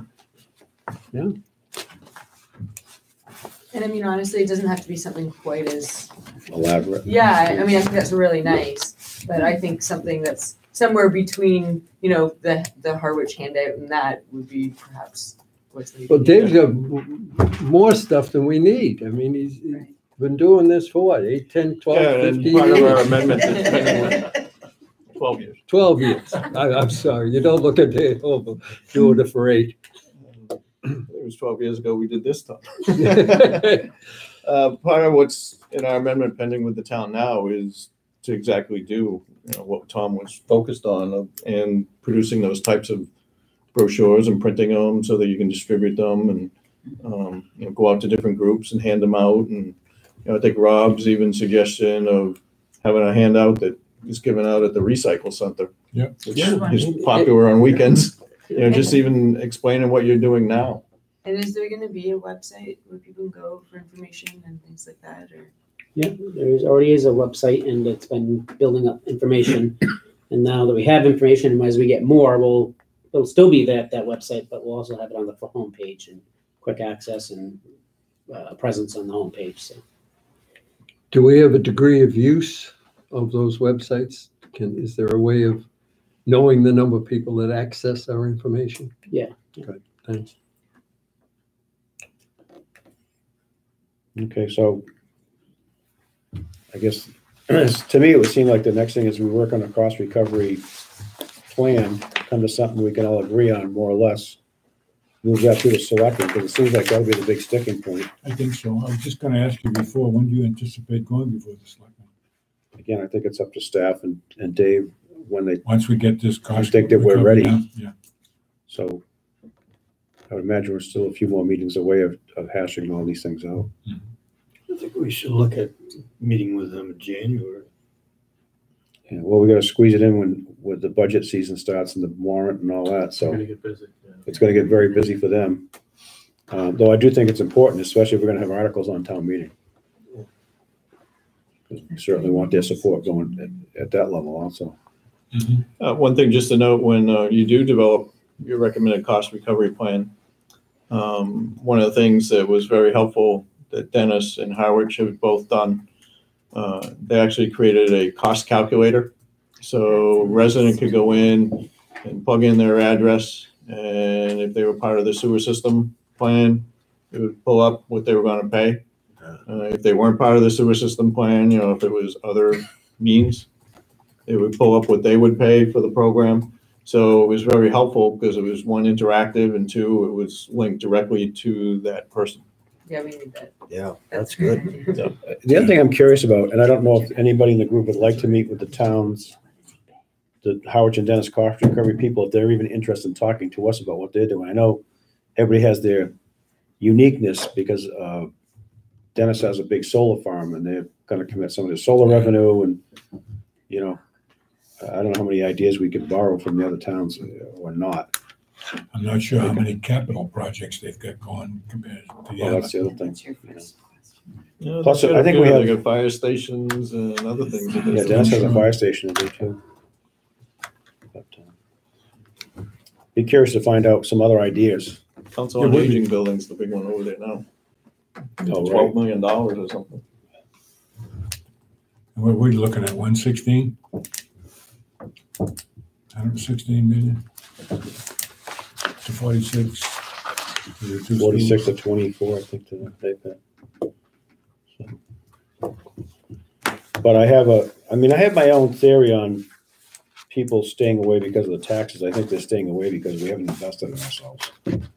It's my personal feeling. I think there's a lot of things that could have been done by people way before we ever got involved in town, all the way to today. Yeah. That would have made a difference. And at the time, they were trying to save the taxpayers money, and in the long run, they really haven't.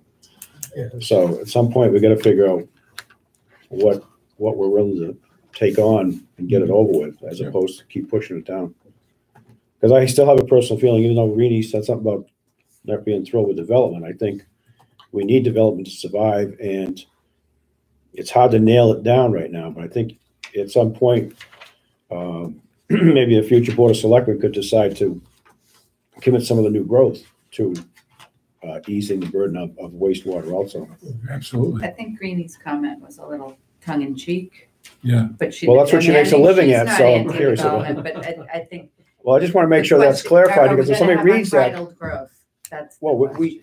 But again, we need to explain that that's what zoning is for. Sewers is not gonna control development at all. It's all about whatever the zoning is that we put into control development or allow development. And Rob's comment as well, what happens if we don't do anything?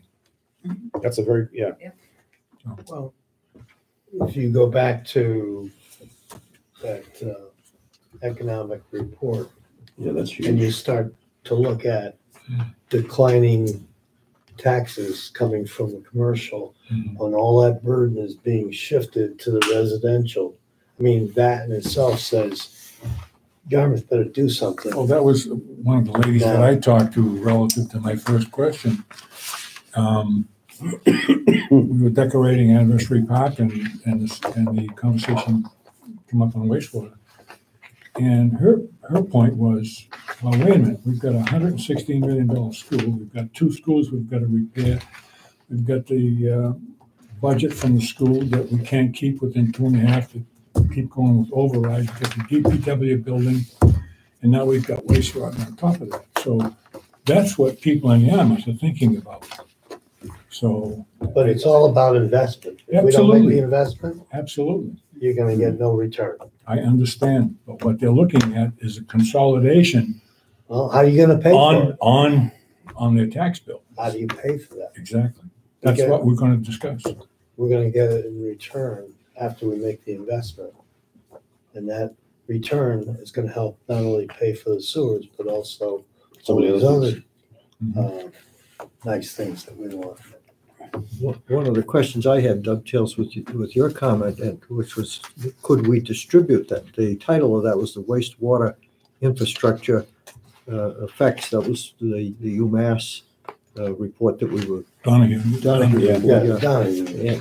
Well, that's one of my questions. I guess when it's finalized, when is it truly a public document that's final? Then I think we really need to pick out the, Yeah, it's been Yeah, finalized. it is done? Okay, because I know what we have is listed as a draft, so. It has been posted? Yeah. I think it's been posted. But For some time. I want to make sure that it's, that it's done so that somebody doesn't quote something Yeah. and then it gets changed. So if we're all comfortable that it is what it is, Yeah. I would certainly be, one of those people that carry it around with me and say, look, right here on this page, this is what it says the benefits are. I think they did an excellent job. Yes. Really. The few people that I've talked to, when you explain to them the fact that our revenue coming in has shifted more and more from commercial to residential, they are shocked. And they're saying, if it keeps going this way, who's going to be paying the bill? Well, the residents are.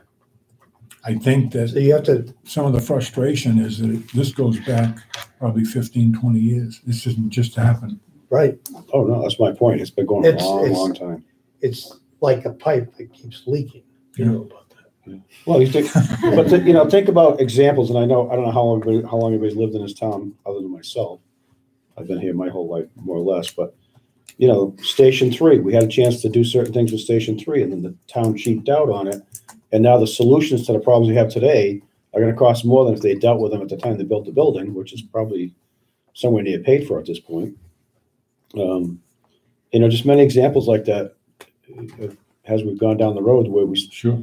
And there's always a comment, well, why didn't they do that when they had the chance? I don't want to be that either in the DP, or any of the things I'm working on. I don't want to be that person that could have done it right and didn't. So hopefully we can keep this, I hate to say affordable because for most people it never will be, but, keep it as affordable I as think- possible, but still do it the right way. I think the big push now, this time, as opposed to 2011, is we're talking about alternative measures. It gets people thinking about, well, what are we going to be looking at here? Is it going to be things relative to betterments and some of the other issues that we were looking at, as opposed to real estate taxes? And I think that's the key, that there's hope that it's not going to be all put on the real estate taxes. Right. And that's what I. Yeah, it can't be. That's what I keep hearing. Yeah. As a participant at that point, I think I recognized that we were listening to the wrong people, especially in regards to betterments. Hey, It was Bob- all the noise we heard was no betterments, and then it Bob turned out it really Dubois, wasn't the right way to do Bob it. Dubois said the same, after it was all over. He said they just couldn't afford it. Meaning the residential, taxpayers. Well, that's why, again, we can't nail it down, but I believe that new growth can go a long way towards helping to ease some of Absolutely. the burden of these things. Absolutely. But we just don't have it anymore. That's the problem. I think 2.5 was based on healthy new growth back when. And we haven't had a nice new growth number forever. We saw that in that report, there's one spike. You're not gonna get it without the sewers. Right. And again, I talked to Karen and Mark Grills. I think if they can cite some examples without getting specific about the people involved, about the developments that have shown interest in the town, then turn around when wastewater wasn't available. Mhm. And I happen to know of a property owner right now that lost a restaurant deal for his property, and the restaurant people were interested in buying the whole thing out from him. And so he lost that deal. And again, even, on Cape and off Cape developers have not been able to do anything here. They want to, they just can't. Okay. So I guess we did the minutes, we're down to future agenda items, which sounds like mostly probably, I would say, answering those questions and continue to work on cost recovery at this point. Well, so I was just planning some of that out. So some of the things I heard is potential articles for upcoming town meetings, an update to Board of Selectmen. We can come up with something on that. Work on those questions and develop out a timeline for a marketing plan, so I can work with Karen and Jeff and Dave and Kara on some of that. And then updates on the financing and the build-out plans. So those are all works in progress at this point, but our efforts are starting to get focused now. Now we've gotten some good direction, so. I had a question for you, Dave. At some of the meetings that we went to, this statement was made that, like, combining the 3 towns, we save $100 million. How much of that savings is going to be for Yarmouth? Because I'd prefer not to answer that question tonight, and the reason I say that is the 100 million was a conceptual number put out almost 2 years ago. I think, as you've heard us say, we're in the process of updating all the numbers and putting them on the year 2022, so we're actually projecting ahead. Yeah. Because that's envisioned to be the midpoint of construction. If you went ahead according to the schedule we talked about tonight, that would be midpoint of construction for phase 1. So we're in the process now that the draft agreement has been formalized. It's got more detail as to how the costs were to be broken out and shared. So that's what we're actively crunching right now. And that's why, we're using what you gave us for phase 1 and updating your costs. We've got the cost at 2022 for Dennis and for Harwich. We're trying to fill in the Yarmouth piece and then crunch those numbers to answer that question with some solid numbers behind it instead of that concept back then. But theoretically, you would have been in those percent ownership levels. The other question that came up as part of that I kept trying to explain, and I was talking with Jeff earlier this afternoon, that I'm actually glad we don't have the cost in front of people right now, because people are actually focused on what's in the agreement. They're actually reading what the concepts are, what the cost sharing is, and they're agreeing to sort of the rules of the game. If I had put that $100 million number out and, Yarmouth was getting X and Dennis was getting Y and Harwich Z, that's all people would be focused on. They wouldn't be focused on what the rules of the game are that are going and being written in the agreement right now. So we will get to that point, and that's a very good question, and everybody wants to know it, so we're actively working on it, but I'd rather give you a number that I can stand behind when I give it to you. But the issue here, before Yarmouth right now, this big thing between Dennis and Yarmouth on the schools is the same question that's going to come up from the public in the future. Why do we want to get into an agreement with it? And we want to be able to say, well, we're going to save 50 million, or we're going to Right, save, and you will be. You will have those numbers. Well, you got to consider, one of the answers to that, I would say, is that in the DHY agreement, your capital share is going to be, I believe, pretty much locked in. I don't think it's going to be the big swing that we've talked about in terms of what's happening with the schools, so the concern Right, is. so it'll be a number. Yeah, you have to agree to a percentage, right? See, the other thing that was coming up when those numbers were put forthly is that, and I forget the exact numbers, but say, Dennis was saving 25 million and you were saving 20 million because it costs you a little bit more to convey your wastewater because you're conveying longer distances than Dennis was. Mhm. People were putting those numbers over the denominator of the whole program. Well, the Dennis program it was in the $250 million range and you were in the 300 and something range. So when you put those numbers over the bigger denominator, your percentage was lower than theirs. And people say, well, how come they're gaining 5 percentage points more than we are? Well, it's because you had a bigger denominator, you have a bigger program. So we want to present it of your treatment and effluent recharge cost. This is what you're saving so that those percentages are more comparable. You still have to do your own programs, meaning collection system. Right. So we're gonna work with town staff to update those build out numbers so then we can develop a Yarmouth only cost estimate, a Yarmouth with a Barnstable partnership and with the DHY so that you can compare all Yeah, of you'll the actually have the three scenarios options. of partnership. Or doing it alone. So you'll have those savings numbers. Are we gonna have a resolution between Yarmouth and Barnstable before we get to the annual town meeting? We're hoping to have that conceptual cost for you to consider come the first of the year. But I mean, a decision as to whether or not Yarmouth and Barnstable are gonna go together or not.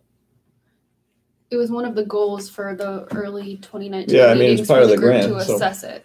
Okay. And that's really not our decision anyways, right? We would make a recommendation to the Your selectmen to make that recommendation decision. would be requested, yeah. One of the things that I've heard from different people, seems like they're more comfortable with Yarmouth partnering with Dennis and Hyannis, going in together. And they feel as though that it's going to be a better situation relative to cost. So I think that, probably use that as best we can. Well, I think the fact that you've got some water agreement, sharing agreement now in place shows that, you can do Yeah. deals with your Absolutely. adjacent communities. Yep. I mean, I think just in general, you're seeing, forget the name of the community, you're seeing more communities working together. Sure. And I Because think they that- understand that's a way to save Sure. cost. Well, I think what's lost on people with the school issue is how many things the towns already do together on a almost daily basis that they're just part of the, the way of doing business and nobody Right. thinks about it. It's just Yeah. done. So, and I don't think matter of fact, I know we can't get caught up in that school thing. It's not our business. No, but it's on people's minds. It's on their minds, but I think also, this agreement, the way it's written, should have a lot more certainty for those people who are worried about it. Somebody came to my door today, wanted a signature so she could, got a petition going for a recount. And that's the first I heard of it. I thought the town wasn't going to look at that. Well, it needs a petition to drive it. To use, again, to hate to keep going back, but it's a good example of Mansfield, Foxville, Norton, once they sign the MFN wastewater agreement, they've started doing other things regionally. They're gonna do regional dispatch now for police, fire. Let's hope that They're doesn't catch on doing- down here. They're doing purchasing Yeah. of certain items regionally, so, Yeah. they realize they can get, and these were 3 communities who did not get along when we started. I just think that anytime we have the opportunity, just plug that regional agreement. I think it's going to go a long way. Okay, do we have anything else? Next meeting is next week. Is that correct, or did we not keep that? I know we talked about it. 18. The 18th, Yeah. not on there, yeah. Was that at Cape Light Complex? That's because the next 2 weeks or 3 weeks were holidays. Yeah, we did have the 18th. Right? Yeah, That's at the contract. Gonna meet here or? I think it's here. Yeah. Is it? Yeah. Make a motion, we adjourn. Here. It is here, okay. 18th?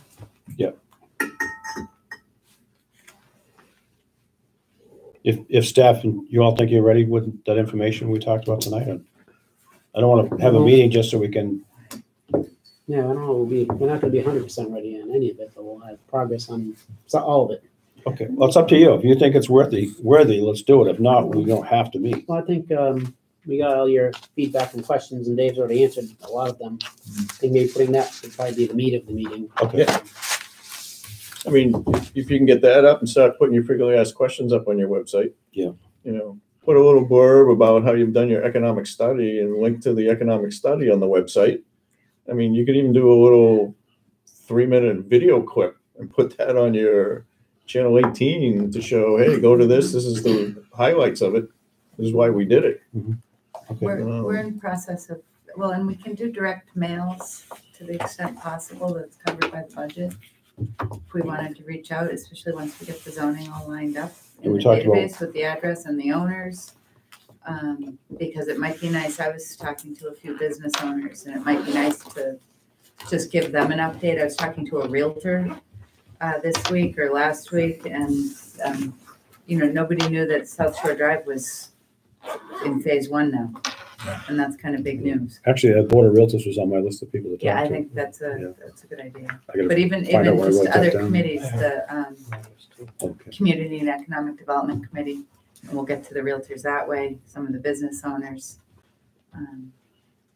I think you're right, if you just do little Well, in fairness, bits. until a week ago, it wasn't on Huh? there. In fairness to this committee, a week prior to, it wasn't in phase 1. Right. Mhm. Well, no, and I mean, that's good Yeah. timing. Someone comes Right. in and says, what's going on? It's, So it gives us, we know we have a deadline, we need to get some things done that helps, little bits and pieces Yeah. move it along. But I also realize you have other work to do, so. I But don't you know, wanna- and on the flip side though, I mean, I don't know, I'm thinking out loud, is that something the selectmen are aware of? Because you do want to keep them in the loop before you tell everyone else. Well, I know Mark would like to participate in this committee more, but. He said he was coming tonight. I saw him at a meeting earlier today. Between his 4 jobs, he's always seems to be Yeah, getting I'm sure pulled he'll in different pull- directions. It's 20 directions. That's why the other idea was if, I know the 4th Wednesday's available downstairs apparently, so I don't know how it works, everybody's schedule in the committee, but maybe we have one of our meetings a month on the 4th Wednesday. So Start encouraging people to attend. that will have to, yeah. I think, yeah, as we start to have better answers, I think Yeah, that we'd yeah. like to have some more participation. All right, so I have a motion to adjourn. Any discussion, anything else? All's in favor? Aye. Okay, thank you all.